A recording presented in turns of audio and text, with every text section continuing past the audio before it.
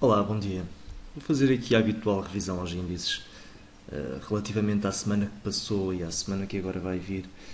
E vou começar pelo DAX, precisamente para introduzir aqui três conceitos, três questões que me andam a preocupar de certa forma, porque, na minha opinião, podem ser as definidoras da nossa tendência em termos acionista, em termos de médio e longo prazo, tanto nos índices europeus como mesmo nos índices americanos.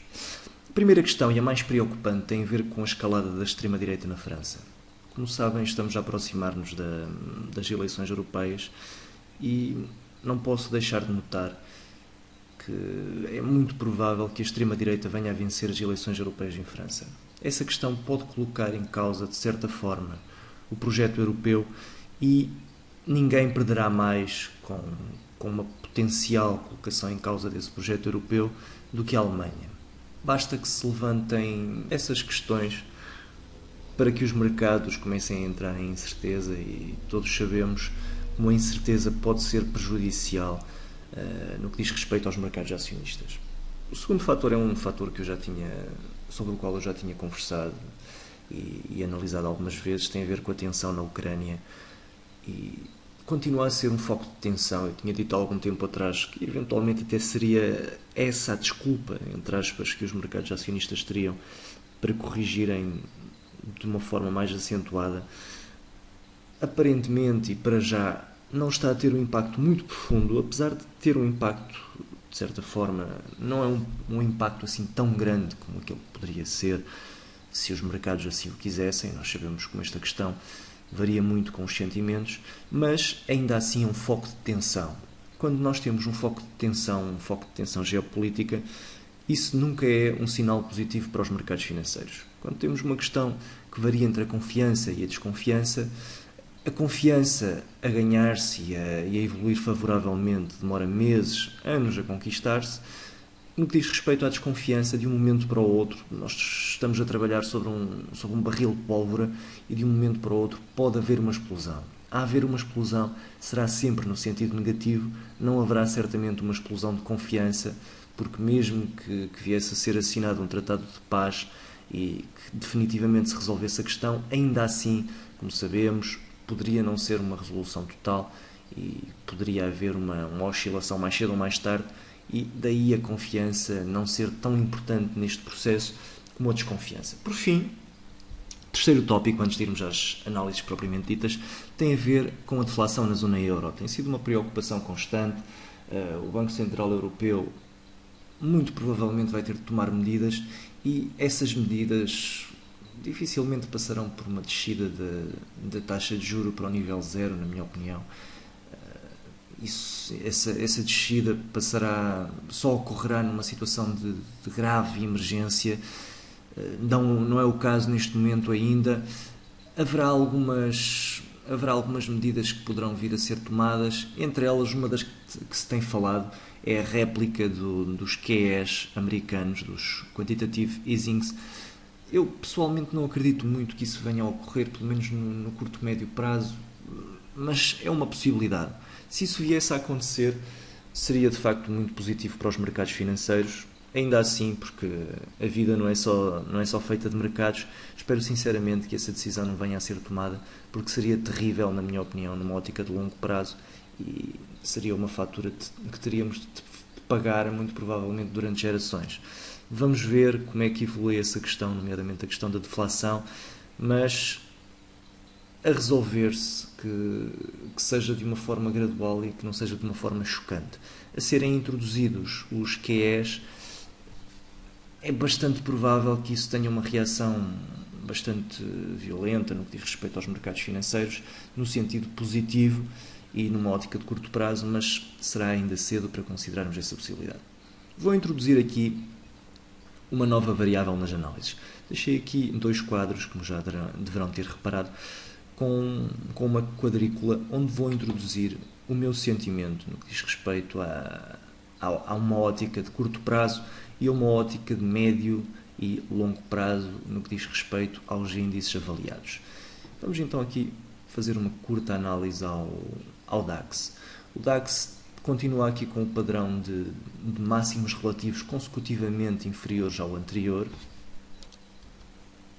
E enquanto esse padrão não for quebrado em alta, eu pessoalmente continuo negativista e curto no DAX. Já faz talvez 2 meses agora que eu continuo curto no DAX. Continua a ser uma posição que tem vindo a decorrer conforme as expectativas, já que tenho vindo a evoluir o stop para o máximo relativo anterior, e continuamos aqui também com uma zona de resistência considerável. Enquanto esta zona de resistência não for quebrada em alta, será bastante difícil que o DAX evolua de forma favorável. Eu vou aproveitar para mostrar aqui o gráfico semanal. Poderá haver aqui algo interessante no que diz respeito ao gráfico semanal. Podemos estar a fazer aqui um triângulo.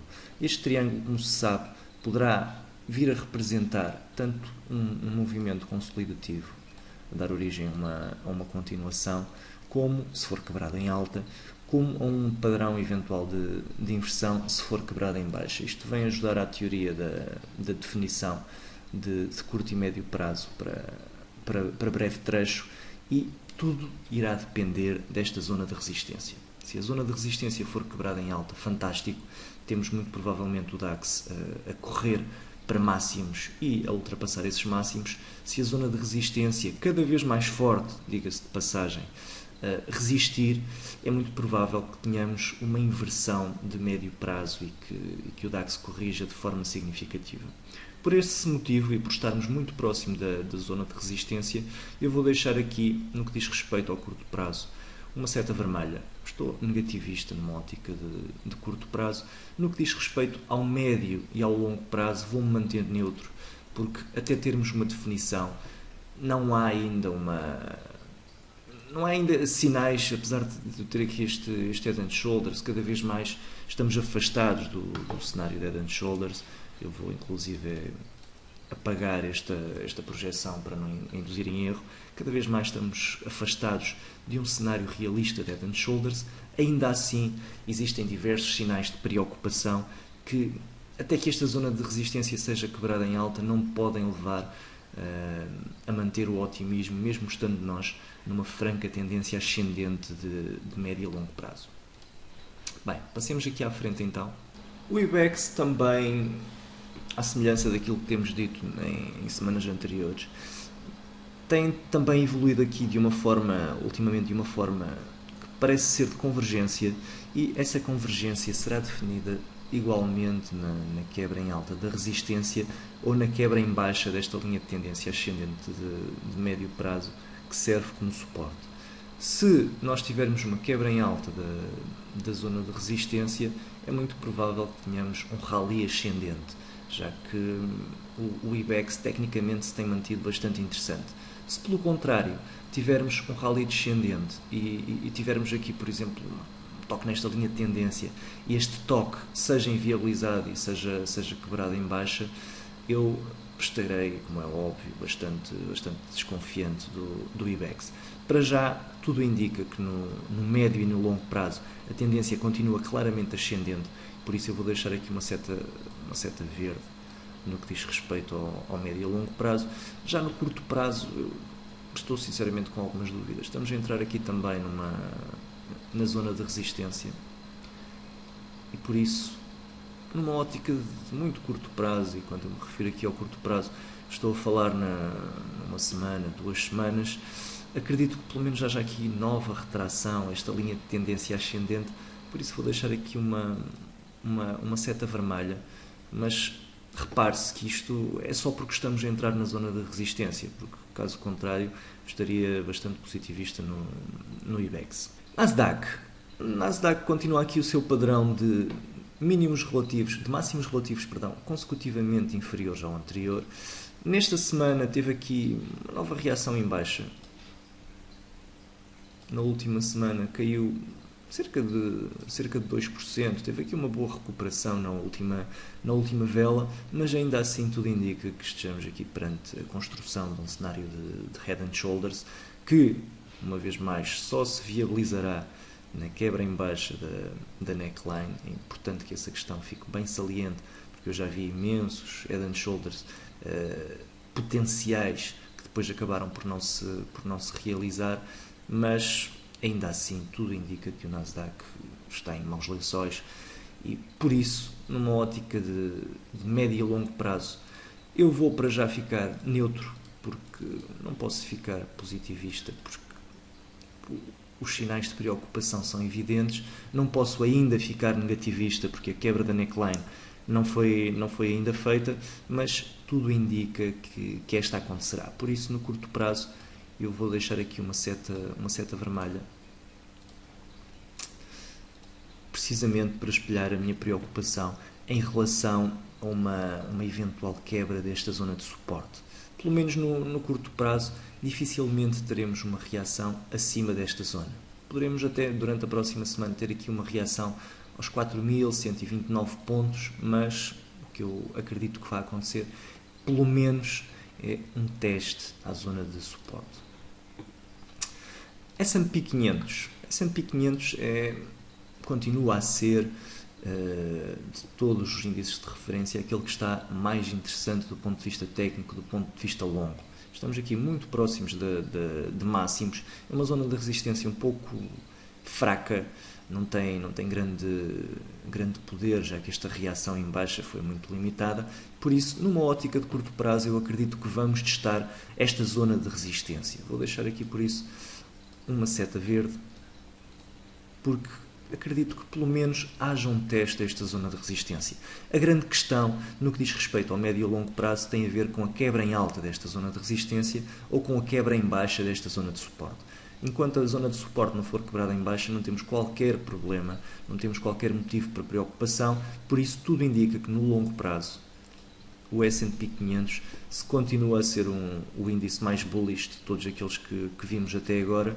Tudo indica que esta zona de resistência será quebrada em alta. Bem, para finalizar, vamos ao PSI 20. O PSI 20 mantém aqui um cenário que está dentro do cenário corretivo.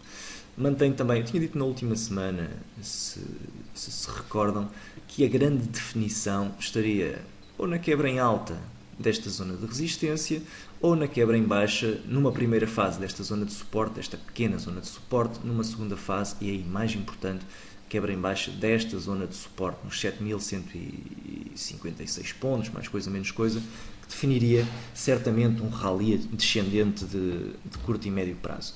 Curiosamente, durante a última semana o que tivemos foi um toque em alta na zona de resistência e um toque em baixa na zona de suporte.